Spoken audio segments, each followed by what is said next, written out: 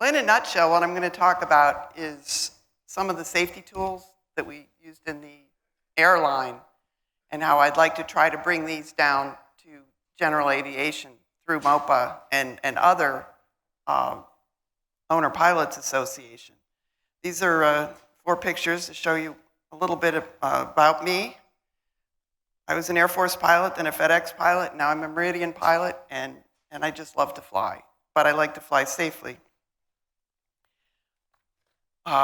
So what I'm going to talk about is risk management for safer flying. So, quick poll here. How many of you are ticked off about the rising insurance rates? Okay, this is for you. Is anybody worried about runway excursions? Yeah. And I know that we're all quite saddened by the loss of our friends and colleagues. Our accident rate is basically higher than it should be. And I hope with some of the changes that we can make in our safety program that we should be able to bring our accident and incident rate down. And this is going to be using some of the tools that the airlines have proved to be useful over 30, 40 years. All these accidents we're having, whether it's a runway excursion or in the case of our friends that in North Las Vegas, they're the result of risks not controlled. If you take a look at the accident reports or review them like Manny did, you can go back and you can look at things. It's like, wow, if they just did this one thing a little bit differently, or if they were prepared for this other thing. Risk not controlled lead to higher accident rates, and of course that means higher insurance payouts, and then higher insurance payouts means that we all suffer with our premiums. So really the only solution to this problem is to start identifying these risks and communicating them to you before they happen. And so what I'm proposing to do is to develop a safety management system, SMS, that follows the FAA's Advisory Circular 120-92B. It's designed for the airlines, but again, the principles apply to us too. They apply to anybody that flies an airplane. It's been so successful with the airlines that it has come down to corporate flying, large Part 91 operators, Part 135 operators, the fractionals. All these guys do this stuff. And the last group to not do it are us. So anyway, kind of a fundamental concept is that safety does not just mean stick and rudder training. I mean, obviously that's a huge component of it, but safety also means identifying threats, making better decisions, and controlling our risk exposures through these other tools. Someone mentioned earlier about, recognizing your risks and planning for them before you fly, and that's one of the big concepts of single pilot resource management, which is an outgrowth of crew resource management, which I'll talk about a little bit later. So if you take a look at this simple graph, you can see how we as a general aviation community compare with the airlines as far as accidents per 100,000 flight hours. The good news is that general aviation is getting a little bit safer, but the bad news is that we have a long way to go. We're only improving about 7% per year, according to that little trend line, and this is data that I got from the NTSB. So how is it that the airlines have this phenomenal safety rate? And the fact is that they identify and control their risks, and they have this SMS to help them do that. If you take a look at the airline fatals, you can see that this really provides a goal for us that we need to try to achieve. US and Canadian airlines are so safe that we're asymptotically approaching zero. Most of the airline accidents now occur with people outside of the mainstream large carriers. So anyway, it's this robust safety program and full deployment of them that's been fueling this excellence. But I'm going to just bore you with a little bit of history. I mean, we all remember, well, not all of us, but many of us remember times when airplanes were not so reliable. And come in the 60s, the jet airplanes were introduced to the airlines, and the fatal rate just dropped precipitously. But after a bunch of accidents, such as the Eastern 401, where they just slowly flew right into the Everglades, Tenerife, where the two 747s collided, Portland, they just flat out ran out of gas.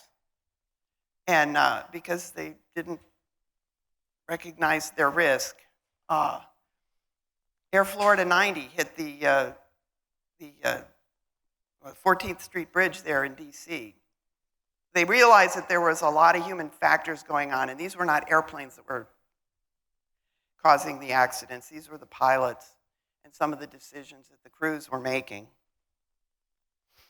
So anyway, from this came CRM. And I remember when CRM was adopted, and a lot of I was in the Air Force, a lot of the aircraft commanders I flew with were former Vietnam guys, and they were kind of like captains as gods, and what I say goes, and they ran a pretty rough autocracy. And anyway, so they just dismissed it as charm school. They didn't feel that like they really needed to be nice to the FO or to the flight engineer, or in the case I was a hurricane hunter then. We had a weather officer and other crew members that operated the flight. But despite their reluctance to adopt it, it was adopted, it spread. United Airlines led the charge, and truly the accident that proved the value was Sioux City. And if anybody knows a little bit about Sioux City, they lost their flight controls in a DC-10. And Captain Al Haynes was able to get that airplane to Sioux City. And while quite a few people died, not everybody did. And the reason that there was any sort of positive outcome from that was because the crew worked together so effectively. And of course, then there was the miracle on the Hudson. And if you ever listen to anything that Captain Sullenberger has to say, he will talk about CRM and sing its praises, because it was that almost reflexive, unthinking ability to work together to solve the problems that they had. But anyway, from the, let's go back one.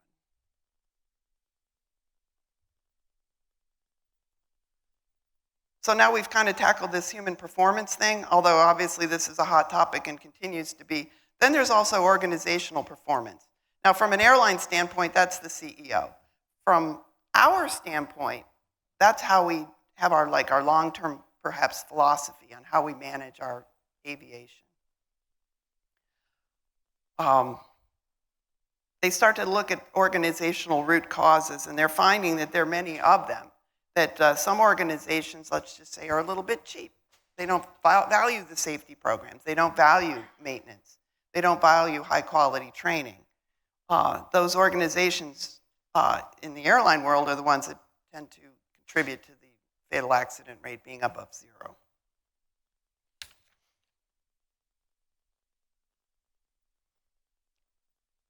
So anyway, the other concept is that no one thing causes an accident. I'm going to talk in a minute about that. But all accidents are the result of multiple preconditions of risks that are not well managed.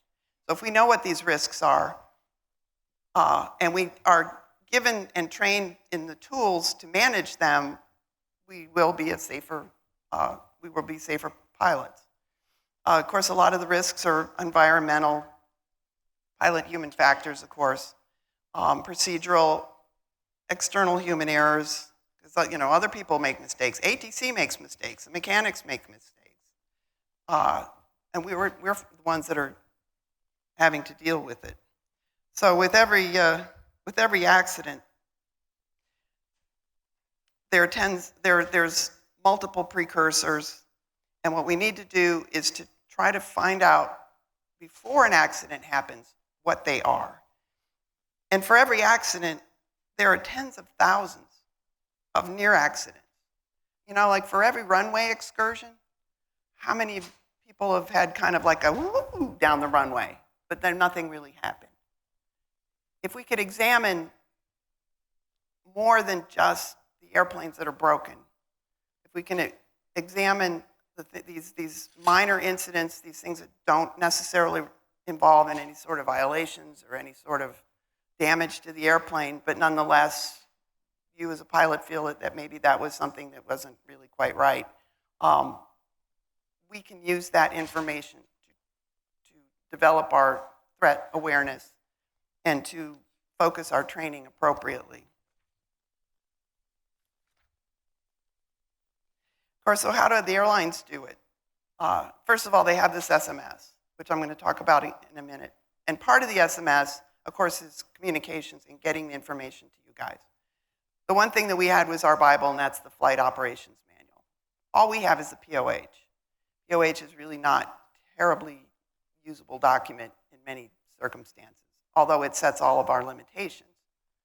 Our FOM would be based on the FARs, would be based on general limitations because we had different fleet types, and then also it would incorporate the best practices. And best practices come from research, experience, having identified threats and how to manage them.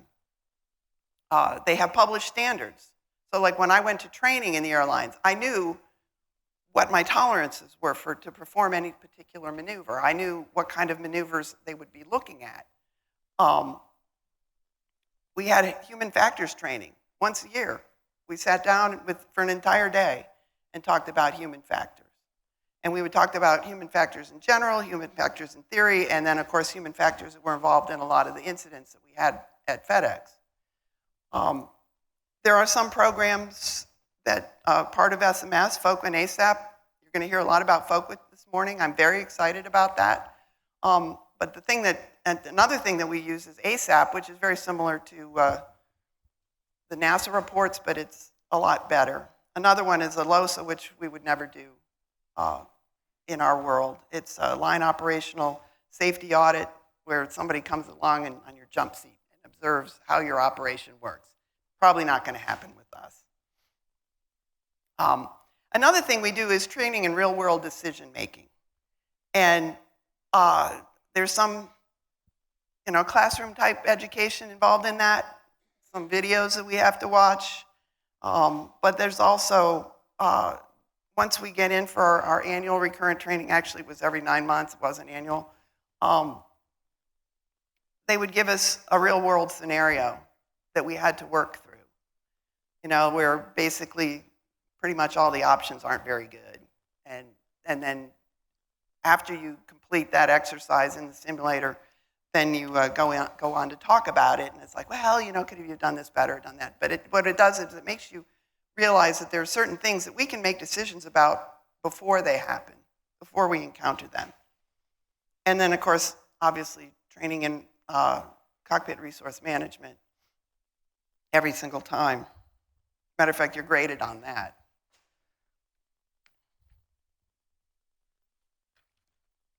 So here's our PA-46 overall accident rate, and like everybody else, there's no actual hard numbers on how much we fly. So I did it by 100 airplanes. And I pulled this information from Dave McVinney, thank you. But it looks to me like while our hull losses are improving slightly, we're pretty flat for overall accidents.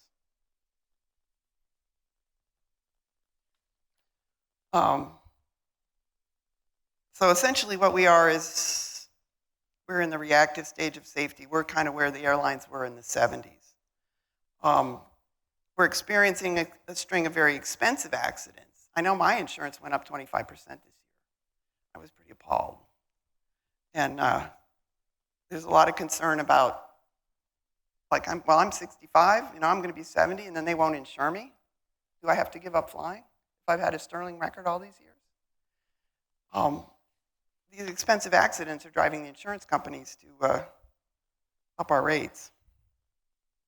But anyway, most of our fatalities and all of our accidents involve unidentified or unmanaged threats, poor decision making, and suboptimal resource management.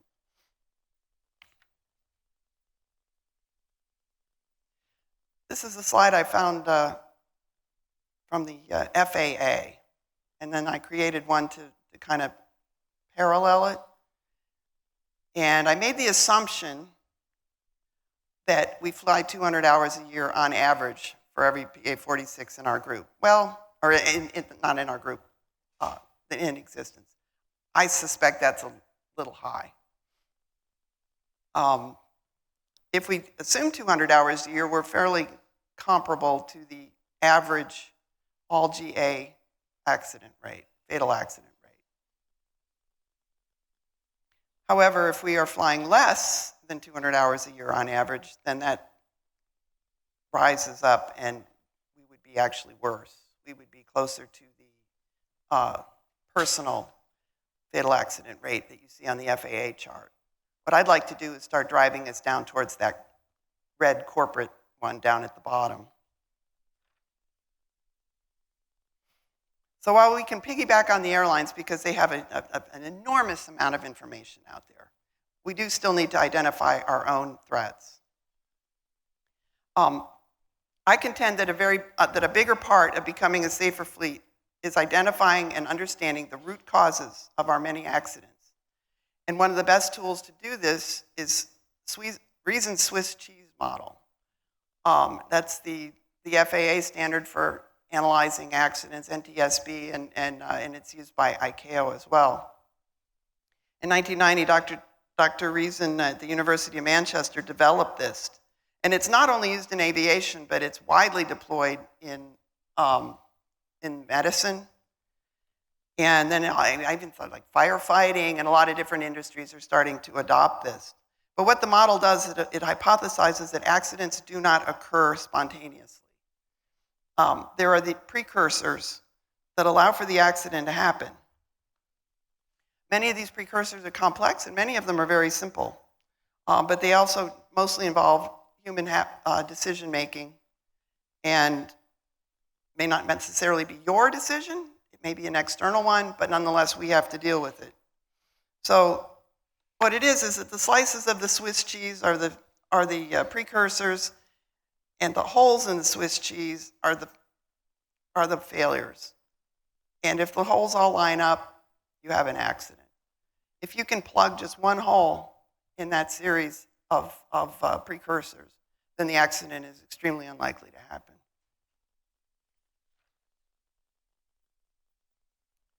Of course, we know all about things like weather and equipment status, ATC and such, but there are a lot of threats that we haven't identified. To define a threat, it's something that in and of itself doesn't cause the accident. For example, you take a look at that out your window, and it's like, thunderstorms are going to kill airplanes and spit them out in little pieces. But it's not the thunderstorm that kills the pilot, it's a decision to fly into it. And then when you take a look at that decision that's made to fly into it, you have to look at it, was it attitudinal? Like some people will prioritize getting home more than prioritizing going around a thunderstorm. Some may say, like I didn't plan for this little, diversion to get around it. I don't have enough fuel. Other people may be fairly nonchalant. There's different reasons that a person would decide to go through. And another one also may just be lack of suitable information. But anyway, the unsafe acts are the errors and omissions we make as we fly. And so an unsafe act would be deciding to fly into that thunderstorm. And so the key is to catch these potential unsafe acts, these potential threats, and to plug the holes before an accident happens. But, of course, we're a single pilot. One thing I'm having trouble personally adapting to is I have, for my entire professional career, been a part of a crew. I've either been an equipment operator when I was at NOAA or a co-pilot, first in the Air Force and then FedEx, and then I become the captain. There's always been somebody there to catch my errors, and now there isn't. And that's a little bit of a mind change for me personally. When I fly, I talk to myself a lot because I'm used to talking to the co-pilot. It's kind of funny, nobody answers. But but anyway, part of single pilot resource management is that since we don't have somebody there to help us, we have to identify this stuff way before they happen. And that means better knowledge of the threats, better training of threat mitigation procedures and techniques, but they need to be understood, practiced, and internalized so that when you are faced with these things, you know what to do. I believe another source of that is to have better documentation. I mean, has anybody here ever had an emergency where they actually had to pull out the POH and figure out what to do? Yeah, I mean, it's kind of awkward, isn't it? I mean, it's this big old book. You have to go through it. I mean, in the airlines, we had a QRH, and it was a smaller book that had the emergency procedures. And, you know, we had ICAS, of course, and so we had the CAS messages. You could go and you could just work through it fairly expeditiously. So I think that we need to have a QRH. Another thing that we have is managing threats is that in our FOM, a lot of these threats are addressed. And so it's like, oh, I'm faced with this situation. I'm not sure what to do. You could go to the FOM, and right there it would say, hey, this is really what you should do. Of course, from the airline perspective, if it's in the FOM, this is what you have to do. With us, it's voluntary. But anyway, so what I'm advocating as part of this is that we need to have the SMS aspects where we start collecting data so we can identify our own unique PA-46 threats. And the threats for the Malibu may be different than the threats for the M600, so we need to have everybody participate as much as possible. Once we identify these threats, then some of the best minds amongst us will figure out good mitigations. And then we incorporate those mitigations into our training. And this is a continuous improvement cycle. We continue to identify threats. We continue to develop mitigations. We use data to monitor the mitigations to see if they're effective. And then we also come up with better, always try to come up with a better way to do things. And threats are all around us. This is a little slide I have. I teach a class in aviation safety. And this kind of shows the pilot, me, in the middle of all these threats all around us. I mean, there's all these potential unsafe acts. I'm guilty, I'm a human, I make mistakes. I make mistakes in every single flight I make. I'm fairly good at catching them, but no doubt some will slip through, but you have to hope that the ones that do slip through, the next slice of cheese doesn't have the hole lined up. Our organizational influences, again, that's our basic philosophy on how we manage our aviation career. Do we train? Do we stay in the books? Or are we fairly lackadaisical and cheap? And do we decide to just blow off, like, okay, I got bald tires, it'll last another 100 hours, who cares? It's that long-term decision-making for us. Unsafe supervision may be those decisions that don't necessarily involve the actual flight, but they might be suboptimal, like, again, not getting the training, and the organizations, because we're too cheap to pay for training, and then our own unsafe supervision is we don't ensure that we get our appropriate training. And then the preconditions are all those slices of Swiss cheese out there, and they're there on every single flight.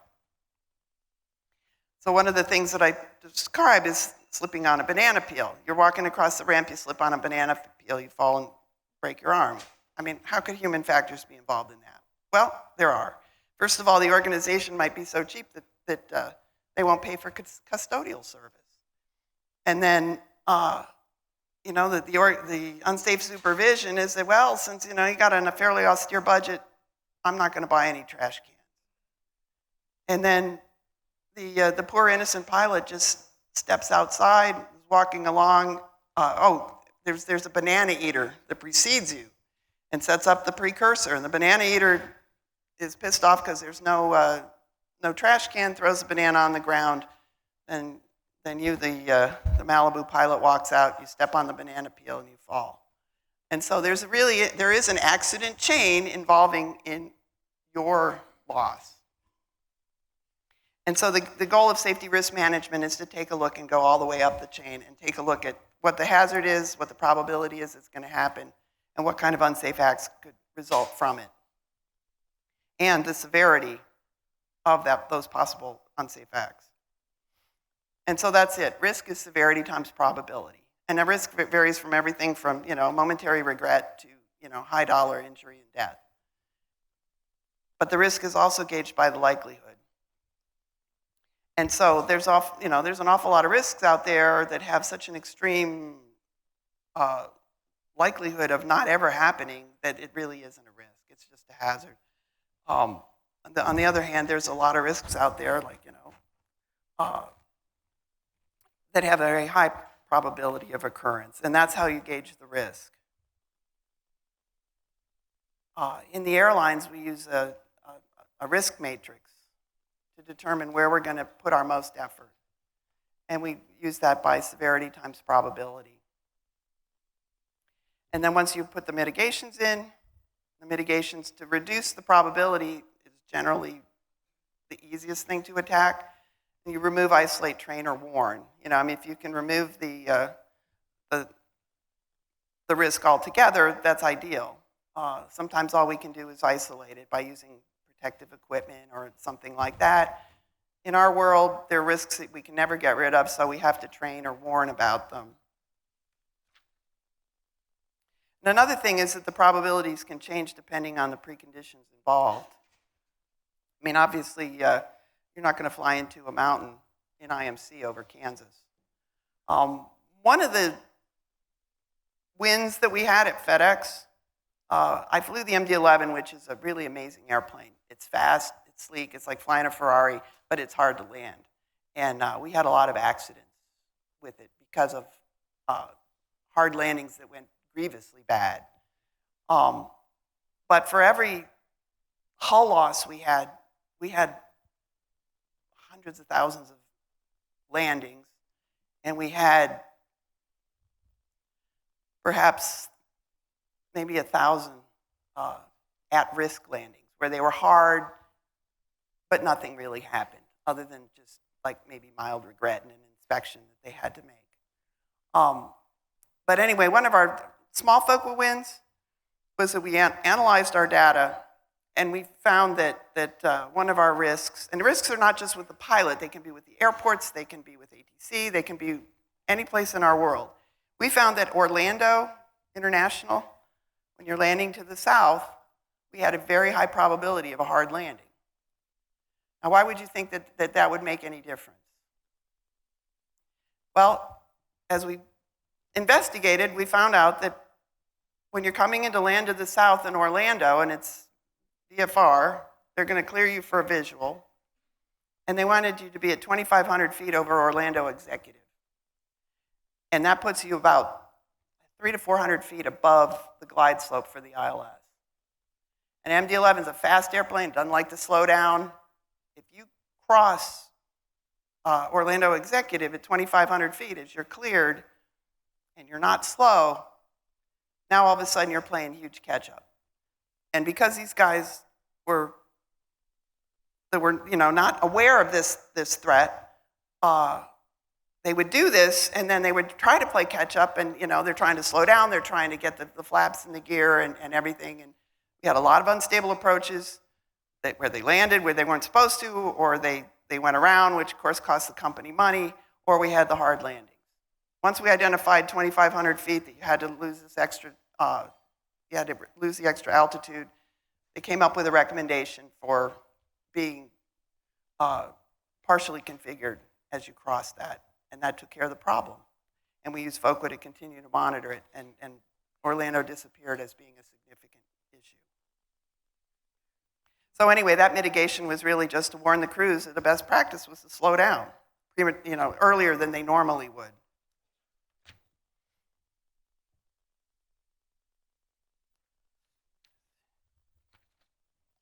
So anyway, that didn't turn out quite right. Wonder why. Well, I had this picture of stars. And the stars have all, various brightnesses and all that kind of stuff. And essentially, we're already working with our risk universe to reduce it. I mean, first there's the laws of physics, which we can't violate. Those are hard and fast. But we can try if we violate the FARs. So the FARs are there to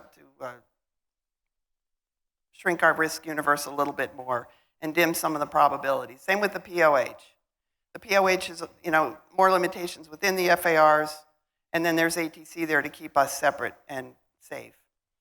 But then, ultimately, we would need to start adding 2 more layers, and one of this is threat and error management, and the other one is best practices, which is, it's kind of a subset of threat and error management.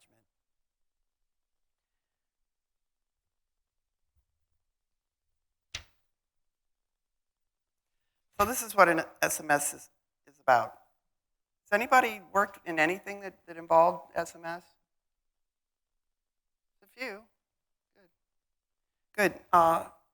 SMS is the overarching program that's now used by pretty much every major airline in the world. And it's also used, like I said, by large corporate operators, fractionals, and such.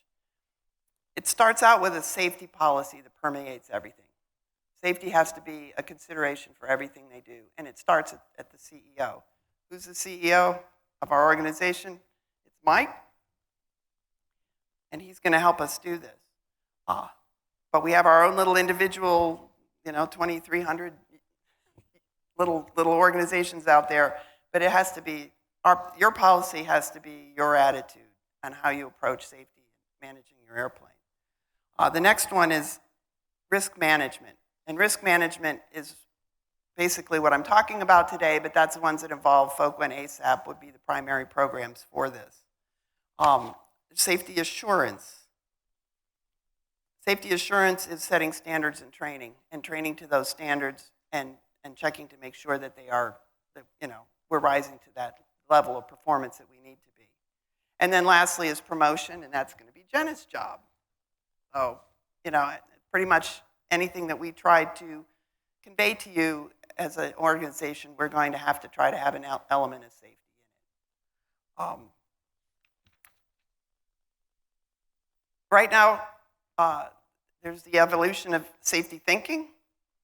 Safety thinking is taking a look at reactive thinking, is taking a look at accidents and saying, yeah, this awful thing happened. We responded to it. Maybe there's some lessons learned we can pick out of it, but then we move on.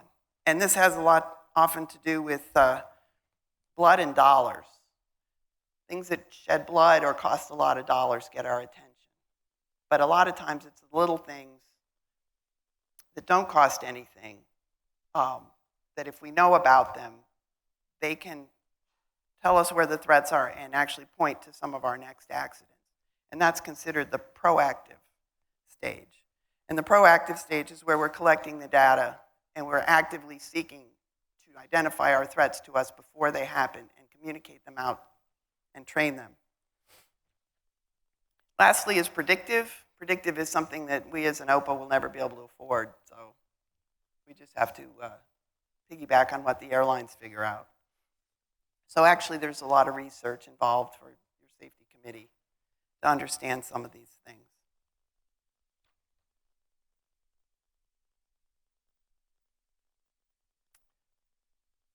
So first let me touch on FOQA. Does anybody here have Cloud Ahoy other than Ferens? Okay. Yeah, Cloud Ahoy is one of the tools that we're taking a look at. To some extent, you guys may think that FOQA is just looking at your own data, and I think that's great. Matter of fact, that concept, FedEx has had FOQA since 2011. Only this year have they implemented having a little My Flight app that the pilots can look at individually to take a look at their data and to see where they could improve personally. But the real power of FOQA, from an organizational standpoint, is to collect it for all flights, good and bad, aggregate it, de-identified, and that shows us what is happening. And it shows us how often it's happening. And once we know what and how frequently, we can take a look at our risks. To have a real FOQA program where we analyze the data in aggregate, it's something that nobody outside of MOPA actually ever sees the identification of the data source. It's a, there's a confidentiality agreement to this. The FAA never sees it. The insurance companies don't see it. It's not State Farm sticking a little box in your car and saying, we'll give you cheaper rates if you take our box. It's collectively working together to solve our safety problems using data that has been proven over, I think FOQA's been around for probably 35 years, as an effective tool to identify risks and figure out mitigations. Another program is ASAP, and you probably are not familiar with that. ASAP is what I worked in. I've started out in FOQA at FedEx, and then I moved into ASAP. ASAP really looks at the human factors. It tells us why we as a group are doing things wrong. It collects a lot of human factors data. It's similar to the NASA report in that you file a textual narrative to say what happened. The thing that makes it different is that in NASA, you probably filed it because you're afraid. I mean, you're doing this out of fear. You're trying to protect your ticket. When you file an ASAP report, that isn't necessarily the case. You file it for anything from, having a near runway excursion, like, hey, it was, like a really bad crosswind, and these were the situations, and this is what I did, and sharing it with your, with our colleagues and our membership, so that they can learn from your mistakes. And then also, a real ASAP program there are protections that are built in that involve for the certificate action and such, because it's an agreement with the FAA and the FAA, the airline, and the union. We have to kind of figure out which, is the OPA the airline and maybe AOPA the union, or, how that would work, because there's never been an ASAP done with general aviation. But I know that there is some interest in it from the FAA standpoint, and there's some interest in it from OPA, AOPA, from what I understand. So this will help guide us when we realize what kind of decision making and why we're making the decisions we're making, and why we make some of the mistakes we make. It's absolute gold. It did phenomenal things for FedEx's safety program. And the other thing about ASAP is you can file it for, like I said, for anything. It can be your own personal mistake. It can be a mistake from ATC. ATC has an ATSAP.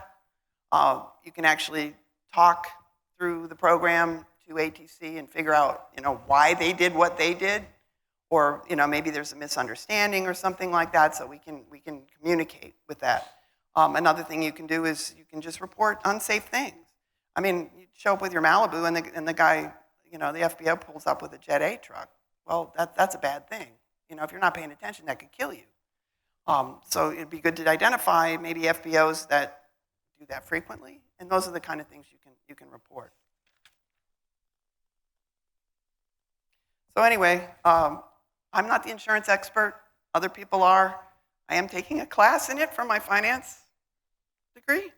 But essentially, insurance rates are set by pulling us together and adjusting for individual risk factors. But even that individual risk factor bucket is kind of a big bucket. I think Ferenc was giving me a little bit of a briefing that there's various tables they go to.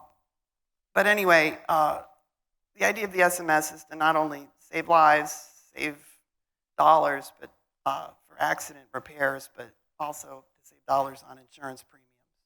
Because certainly with a FOQA program, and that is a widely accepted, understood program by the insurance companies, we can use that data to prove that perhaps those who participate in this SMS are safer pilots. So anyway, a couple of quotes there. I mean, we can't just continue doing what we're doing without being priced out of the market.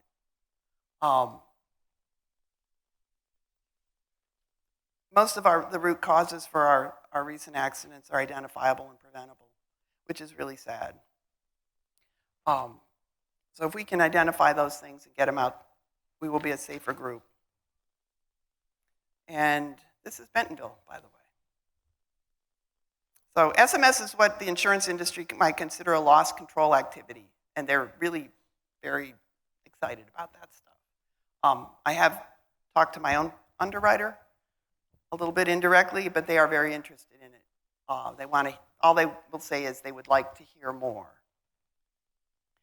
So I'm proposing that we need an SMS with the manuals, training, and data analysis programs that are similar to what the airlines have, but written and managed with the perspective of the owner-pilot operators. And that's going to take a lot of work. It's not going to happen overnight, and we're certainly not going to see the results overnight. It will take a little bit of time, but in the end, it's going to be totally worth it. And with that, does anybody have any questions?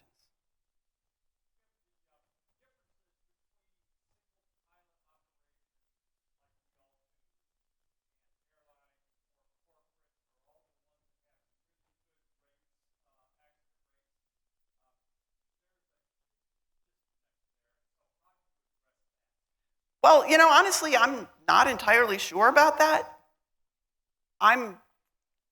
Although I did fly, general aviation as a teenager and in college. I basically spent my life in the military and the airlines.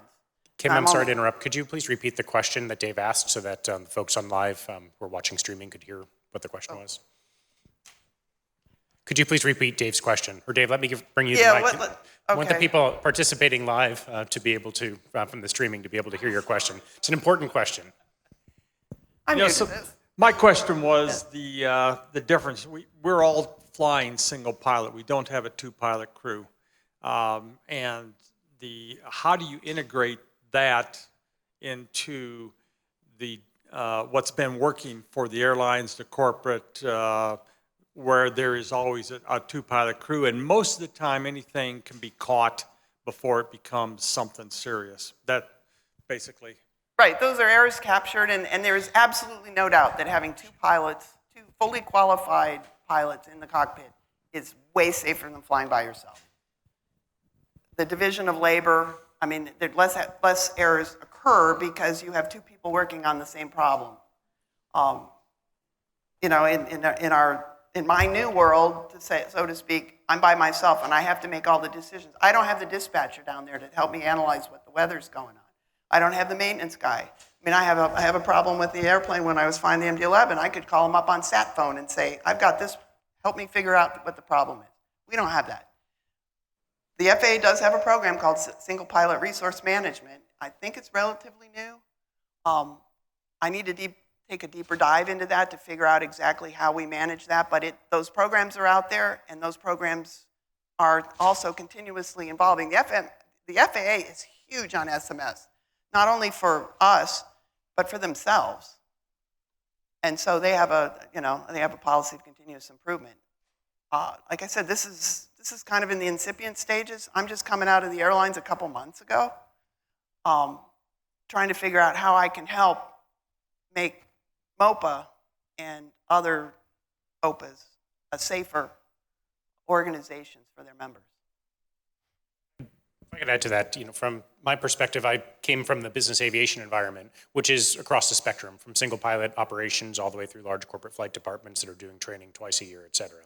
And I think what we're trying to do is something that's different. We recognize that there are tools that are out there that are being used. We need to figure out how to apply them to single pilot operations in a way that's effective. We're trying to break new ground here.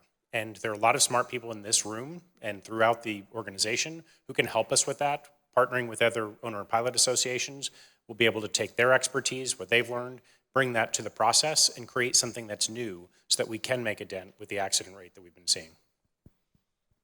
Absolutely. Any other questions? I guess not. Okay. I have this question back here.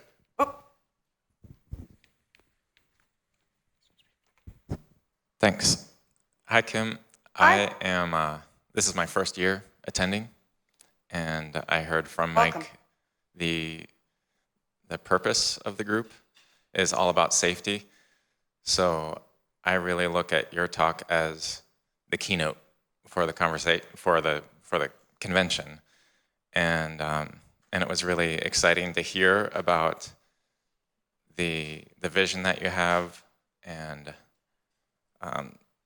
just the leadership that you're showing and taking on something really big like this, SMS for our group. So I don't have a question. I just wanted to say thank you. Oh, you're very welcome. Thank you.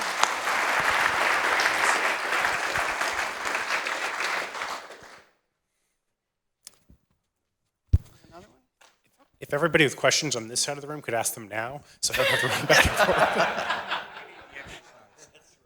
It's about the insurance question. So I think a lot of people in the room, especially me, and it sounds like you, are coming up on 70 or over. Does the insurance company, a lot of times you can't even get it, they won't insure you. Do they have statistics, or even the airlines, that because you're over 70, the accident rate is 10 times worse than somebody over 50 or 60? My guess is those rates don't apply. I mean, I'm assuming they're saying because you're over 70, you're a health risk, you're going to have a heart attack, a stroke. I'll bet that's very, very minimal. What's the issue there? You know, honestly, I don't really know a lot of the details, but Ferenc, are you around here? There he is. There's Dirk.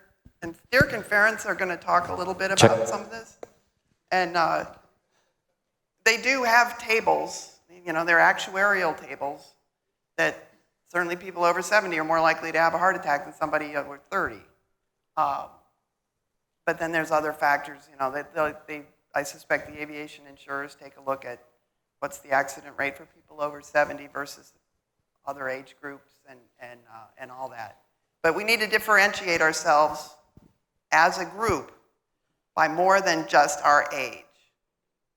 You know, I think the master aviator is very helpful. It's, you know, those people are, and which I do not belong yet, by the way, have differentiated themselves as people who are trying to get more training and to stay current and relevant and sharp. Unfortunately, we're also thrown in the same pool with guys that, you know, that have a, you know, like a really old Cherokee, and they've been flying for a gazillion years, and they're maybe not up on things as much as they should be, shall we say. So we need to differentiate ourselves as a group. If we're participating in an SMS, I do know that insurance was big with FedEx. We had 2 hull losses, one in 97, in the MD-11, that is, in 97 and in 2009. And in both of those accidents, the airplanes they were hard landings that went terribly wrong. They wound up upside down and on fire. The pilots in 2009 died.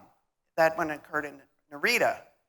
And after our second accident, the insurance companies were threatening to take away insurance from FedEx. I mean, can you imagine trying to run an airline without insurance?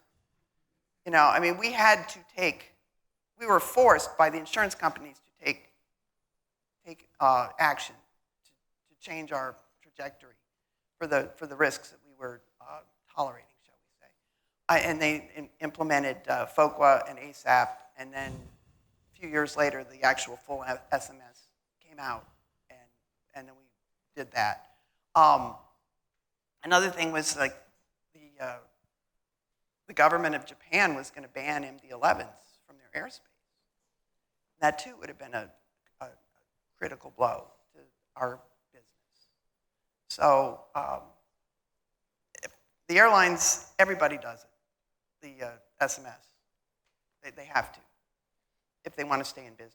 And I suspect to some extent, especially some of us operators of the higher end, more expensive airplanes, we're going to have to do something like this, or we're not going to be insured.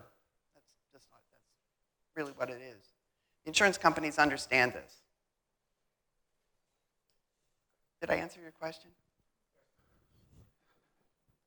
My question is being one that's 78 years old, been flying 60 years, still flying, jet prop, no accidents, good health, never had a problem with physicals. and maybe I'm just lucky, no health problems even up through my age here to date. Last night you were sitting there and they gave me the award for flying 50 years, and the FAA guy in Allentown, Pennsylvania, said, "You've been flying 50. I says, "No, 60. He says, "When did you stop?" I said, "I haven't. I'm still flying." He said, "What are you flying?" I told him. He says, "Wow, that's impressive." I said, "Thank you. That doesn't get me anywhere with the insurance company, though." And I went from $11,000 a year with $1.1 million insurance on the hull and $3 million smooth to $600,000, $50,000 deductible, and $100,000 with $1 million with $100,000 per seat, which is good for toilet paper. And I says, the insurance company, and they said, it has nothing to do with you, your flying experience, your health, your airplane, has to do with your age, period. Right. And when I told that to the Gato guy who was working on getting me this 50-year award, the Wright Brothers Award, by the way, and he says, "So why are you thinking about having to hang it up?" And I says, "Well, I went from $11,000 to almost $50,000 a year for insurance, and half of what I was paying, was getting before." I said, "You do the math." And I says, and I have nothing against my record, as you well know. So the question here for everybody here, because nobody's going to stay at the age they are today, and you're all going to hit it, and if they keep this up, we're all going to be flying, wheelchairs. And that'll be the extent of it, whether you're sick or not. And this is not good for selling airplanes, number one, which I'm not that concerned about. I'm concerned about, right now, everybody wants to buy my airplane, and from Brazil and everywhere else, but not America. So this organization, I've been a member of it since I think 99 or 2000, somewhere back there. Come to all the conventions, did all the recurrent trainings. And I'm saying, so this is it? Think about that. You guys that are sitting here, you got $1 million, $2 million airplane or whatever it's worth, doesn't make any difference. And the insurance guy told me, he says, this was last year, I come due here in February. He says, do yourself a favor, don't bother calling next year. That's the sad story that none of us want to hear. And we need to solve this problem. I mean, right now they're using a book and it says, okay, GA pilot, this qualification, this number of hours, this age, that's it. That's it. That's what he said. Yeah. Kim? Do they have statistics? You bet. The statistics are not in our favor. But yet other countries, I can sell this airplane tomorrow morning. I got a list of guys calling me for it. And I'm saying to myself, every time I fly it, I feel very comfortable in it. And I don't have any problem with it, nor running my own companies. And we have 3 airplanes in our company. And I'm saying, my record is clean. My health is good. I hope, dear Lord, right? You heard me. And I'm saying to myself, there's guys in this room here, they're either with me or close to being with me, but 70 and out is what they said. And one guy says to me from the insurance company, he says, I don't know how you escaped this long. And I says, I have no idea, but I'll take it. But don't call back next year. So, Kim, this is Ferenc. Good morning, everyone. So just add a couple quick comments. So this is exactly what we need to solve as a group. And I work in the financial industry, and I have an entire department of underwriters and actuaries reporting to me. So I know how they work, I know how they think, and just like you said, like telling them that Ferenc is a great pilot doesn't really matter, right? If we can show them data and show that if you belong to MMOPA and if you participate in the SMS and we can statistically show that you're a safer pilot than Joe Smith running around with flying into thunderstorms, they will listen, right? Because right now it's a very old process. Yeah, they call it the rating table, right? You could be the safest pilot, and if the rating table says that you turned 70, you were a preferred, and now you become they call it table 6, which is like we're not going to insure you too much risk. That's all they look at it. Those actuarials, underwriters, they look at a rating table, they look at you, and they don't factor in. So this is a great opportunity for us that we can solve. And Kim, your presentation and the next couple of presentations, I think will show tools that we can tackle this. And I always use 2 words, right? If we have the right attitude and we put in the effort, we'll be able to solve it. Yes, and we need the entire community behind it. It can't just Exactly. be a handful of people. Yeah, we need to create another rating table. The MMOPA rating table. The MOPA, yeah, well, which is more like the corporate rating table. Yep. I mean, I could go get a corporate job and now probably fly till I'm 75 or 80 until I was sick of it. What got me the most was this guy over in Allentown, the FAA guy that was downloading me, proved that I've flown 50 years, which I had. I had no problem proving that. I've never been without an airplane since I was 17. I never stopped flying since I was 17 up till today, and now it's 78. And he says that surprised him.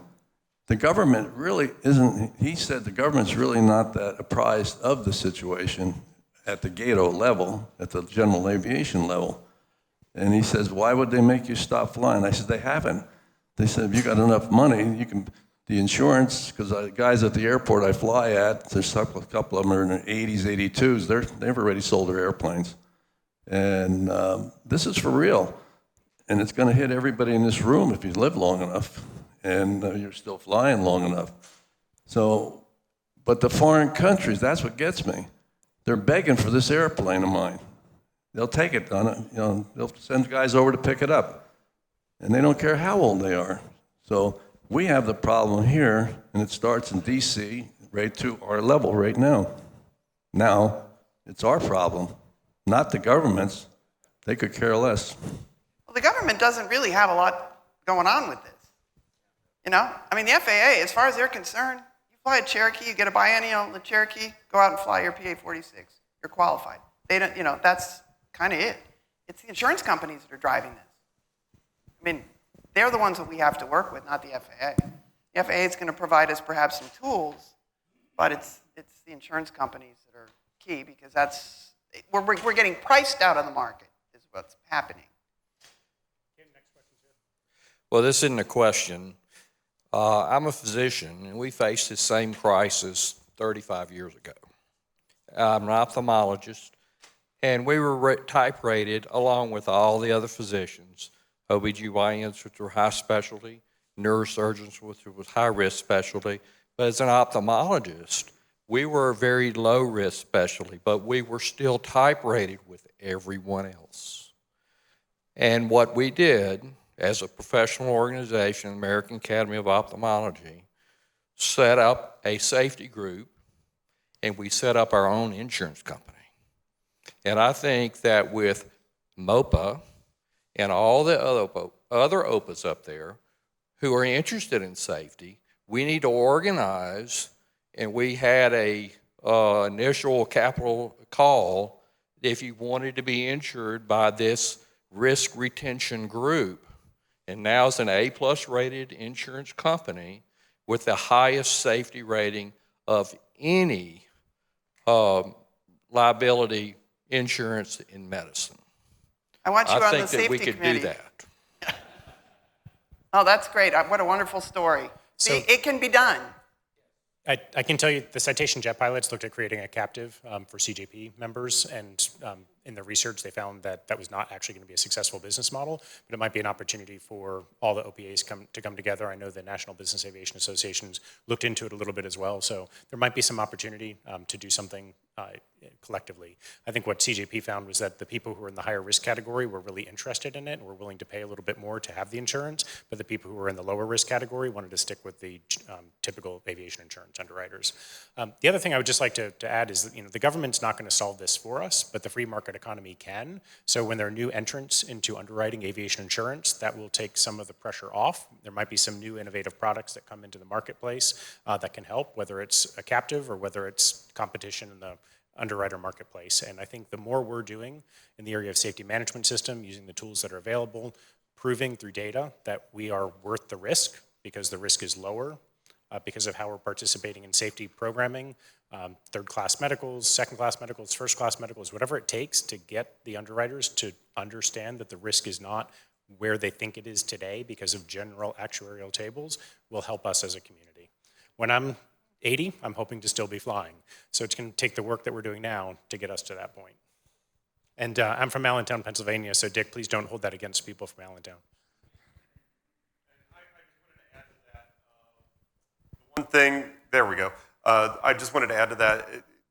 The idea of the collective has come up numerous times. I probably field that phone call every 3 to 4 months. And one of the key issues with the collective, and it's not that the collective could not work in theory, we need the data first. Without data, we have no clue where a lot of the payouts are going that are not accidents, but the tiny incidences. And that's death by 1,000 cuts. And if you don't know where that money is really going on, all those other incidences that the insurance company is paying out, but they're not getting recorded to the FAA, you really have a hard time trying to figure out what the business case is and where you set stuff up. So it is a topic that we discuss, from an ophthalmologist standpoint. In other industries, there's been numerous industries. A gentleman called me out of North Carolina. I think they were into chicken coops or something, and they had something where they'd set up collectives as well. You have the data, you have the hard numbers to really kind of understand what your risk is.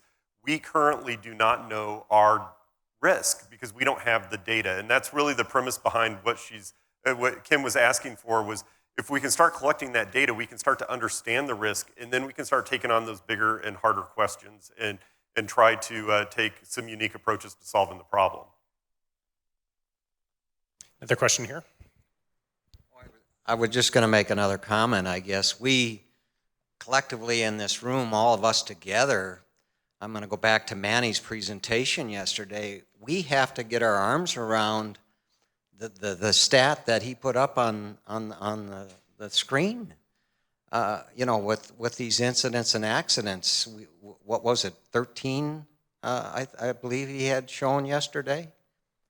And isn't that all our responsibilities to try and get that number down to where that's going to help us to have these underwriters be willing to insure us? Is we're going to have to show these underwriters that we're not a liability. We can fly these airplanes, and we are good at what we do as pilots in these aircrafts. I guess that, to me, seems to be where we have to get our arms around this as pilots in this room and bring those numbers down. The only way to do that is through data. We can't wait for somebody to die or for an airplane to be totaled for the NTSB to give us some sort of reasons why stuff happened. And another thing about the NTSB, having read some GA NTSB reports and airline NTSB reports, the airline NTSB reports are very in-depth. They have multiple committees that look at a lot of things. I mean, I've participated in a couple NTSB investigations, and it's an army that shows up to do it. With the GA, it's a couple of people, and they don't get a lot. They don't dig down as deep as that. So even relying on that reactive method, we don't have the information that the airlines had. The thing is, though, is that for every like the midair in Las Vegas, that was really a wrong surface landing that went horribly wrong. How many wrong surface landings that we had that nothing happened? That's what we need to know. If wrong surface landings we identify as a threat to our community, then we need to get the training out there to prevent those from occurring in the future. If we can prevent these wrong surface landings from occurring, then we could perhaps prevent another accident like we had in Las Vegas. And that's how we use it. But we need the data. And the only way we can get the data is for you guys to participate, period. I can't do it by myself. You know, leadership can't do it. We need to have as many people as possible be willing to identify, to participate in our SMS. The details we're still working on. I mean, this is kind of a vision at this point. But you're absolutely right. We have to drive that down, but we also have to drive down all the other little incidents and errors down to prevent the big accidents.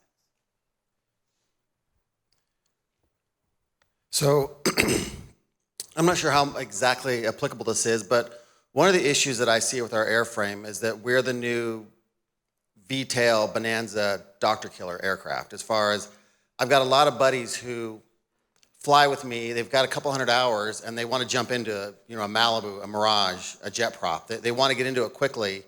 They have the means, and I've got a buddy with 250 hours right now that's looking at it right now. And he's willing to do whatever it is to get into them. Even though I've told him several times, hey, this is probably not the aircraft for you, you need to wait. But, looking at some of the accidents, you see a lot of people with lower time getting into our aircraft because they can afford it, because we are the early step up, right? I mean, from us, from a Cirrus normally flying at 12,000 feet to even a Malibu or Mirage is flying at 22,000. That's a whole different kind of aircraft. It's a whole different kind of flying, different speeds, different things. But I don't know, how do you solve that? How do you solve hey, we're the entry level, first kind of tier big boy aircraft. And, people can afford it because it's in that $1 million range. And so people can afford that and they can get into it quicker than they get into a TBM or citation or whatever. And they get themselves in trouble and they hurt themselves, they hurt the aircraft. But I don't see how you can't stop someone from buying an aircraft. I mean, the insurance company is doing the best they can to say, hey, you've got to have 50 hours or 100 hours or whatever they've got to do with an extra pilot but if someone just wants to fly the aircraft and say, hey, I'm not going to insure or self-insure or whatever, there's no way of solving that issue. And so if we're trying to get our safety record better, those kind of pilots, I mean, there's no way of stopping someone that's got 200 hours that's flown at 172 that wants to jump into a Malibu or Mirage and start flying it, There definitely is no way to stop that in general aviation. I mean, if a guy has enough money and is willing to self-insure, I mean, as details come out from one of our more recent accidents, I mean, people just don't even fly it legally, let alone insured. And we can't stop that I know of. But what we can do is that we can take a group of us, and hopefully it's going to be a large group of people that are willing to up our game, fly more professionally, train more professionally. I mean, we are having conversations with other OPAs. Cirrus had a huge problem. Cirrus manufacturer helped them solve it with having the established training standards and requiring anybody who bought their airplanes and insured them that they had to follow the Cirrus established training standards. And we're looking at doing that too. A question over here, Kim. Hi, thank you very much for your program this morning. It's been wonderful. I fly in Malibu, so this is not currently relevant to me, but I wonder if there's been any analysis or any planned advocacy around the impact of the Autoland system on insurance rates or having a new table for planes that have an Autoland system. Well, let me tell you something. There's a thing called the automation paradox. Does anybody know what that is? The automation paradox is huge. I mean, I flew one of the most automated airplanes, that MD-11, and I first trained into it in 2001. They'd owned the airplanes for about a decade. And the company's concern, Boeing then had bought it, McDonnell Douglas's concern was that moving from, like I moved from a 727 into the MD-11, from a pretty manual jet to an automated jet. They spent all the training teaching us to use the automation. They didn't teach us how to fly the airplane.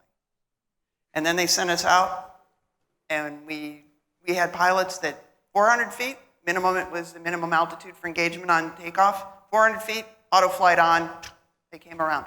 I flew with captains as an FO who were afraid to land the airplane. And so what did they do? They pushed the auto land button, and we did auto land. I rode through a lot of auto lands like that. Yeah, I mean, it's really sad. The company eventually realized this is not a good idea because, you know, sometimes, for instance, you have to have auto throttles to have auto land. Well, every now and then we'd have an MEL where, like, maybe the auto throttles don't work. So the auto throttles don't work, the auto land doesn't work. And these guys didn't know what to do. So there's a huge paradox. The automation can be very distracting at critical times. And then you can think you have it on, but it really isn't. And so you're counting on it to do the auto land, and it doesn't. Then what? You know, I mean, so I don't believe that the auto land system really should give anybody preferred rates. And anybody that will buy an airplane because it has an auto land and they're afraid to land it, they need to find a different airplane. Just saying. You need to learn how to fly your airplane, and you need how to land it. FedEx, through multiple iterations of data analysis and accident incident analysis, we figured out that one of the real problems we had to solve, this hard landing problem, was to just teach people how to fly the airplane and to fly it under challenging situations, shall we say. Of course, we did this in a really nice level D simulator. We get in there, they turn off all the automation, we just fly it around and, you know, do a couple of landings, and we always taxi back, you know, touch and goes. And then they started upping it, you know, then they start putting in turbulence and gust upsets and so on and so forth. And you got to be really good at that. And I call that a focal win because we use primarily the FOCO data, also the ASAP data to look at the human factors involved in these hard landings to develop this. They called it a PMR program. Don't ask me what PMR stands for anymore. But what we did is we produced a safer pilot, and we drove down our hard landing rates, I mean, like to less than 10% of what they had been, like even 5 years before. Questions quickly? I think Joe and Manny had questions. Just a couple of comments, if I could. You mentioned the midair before. Just to flesh that out, relevant to this whole data collection, I mentioned yesterday there's 1 to 2 dozen midairs a year in the U.S. There are 2,000 to 3,000 reported near misses in the U.S. And I've had fairly close encounters. I've never reported one. So it's estimated that there are upwards of 50 to 100,000 unreported near misses. There's no way without collecting some of that data, and I don't mean midair specifically, but I'm saying operational data, that we as an organization are going to be able to move the needle on safety. So I'm fully supportive of a way to collect data, not just from accidents and incidents, but near misses. So that's point one. Point two is I've been on the board of our captive insurance company for our health system for about 15 years now, ever since we formed the captive. I've taken trips to London to try to sell us to lower rates. I've been in dozens of presentations of what our internal efforts in our health system are to sell to insurers, because, I mean, you're trying to sell yourself to them for them to give you better rates. I mean, that's how the insurance industry works. And they are very interested in two things.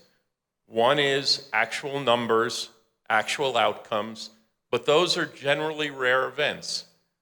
So they're just as interested in what are the systems you have in place to collect data, especially reporting, which is similar to that ASAP. I mean, we got our reporting in our health system up from a dozen a year to several hundred a year, offering incentives, offering immunity, all the stuff you'd expect. They want to know what your systems are, that it's formal, that people are participating. And once we have a system like that, then you can go and you can sell yourself and try to get a different rating table for the organization. This is Joe. Absolutely. And I wanted to comment, one of the things we have is the Master Aviator program. And one of the things that we can collect is, are master aviators, senior aviators, and aviators, are they crashing airplanes? We can go back into our data and confirm this. We've got 5 years of data that we have, if we collect that and gather that, and then take that, which I believe, my personal belief, is that master aviators, senior aviators, and aviators have a lower accident rate than the general population. If that's the case, that data needs to go to insurance companies through MMOPA, through our advocacy with the insurance committee, the safety committee, and the MMOPA at large, to be able to show them that master aviators with 5 years of data are not crashing airplanes. And therefore, people that aspire to the master aviator program should get a better look, should have something in their file where their status with the insurance company. And when that's the case, we're going to have better participation, which means we're going to have people doing stall spin training and tail wheel endorsements and flying 100 hours a year, which we all know are going to increase our level of safety. So I'd like to suggest that we gather that data, whether it's your committee or Manny or somebody, to be able to take that data to the insurance company. We already got it. We just have to gather it into the right place. And I think that's the next step that this organization needs to have. That certainly is an expeditious step. I mean, we could probably almost solve that next week, that particular issue. I think and by everything you said is absolutely true, but the thing that Manny said, and also is that this SMS is a standard, that this is SOPs for the FAA, the insurance industry understands it. We're arguing with them on something that they can grasp, that they can compare us. The master aviator is something that is kind of unique to us. What I'm advocating is not in contrary to SMS or anything you're advocating. It would be an addition. No, I'm just saying we have the data. We do. We've got it. We've done something that no other OPA has done. Now let's take what we've got and let's move to the next thing, which is liaisoning with the insurance company. Love to see an insurance person on our board of directors. Love to see an insurance committee that's very active and involved. Love to see us interfacing directly with insurance in a big way. I don't know how to do that because I'm not an insurance person, but I am telling you, we got the data.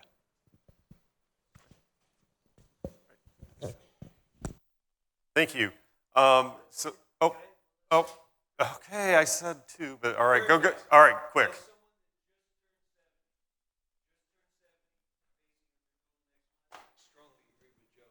Okay.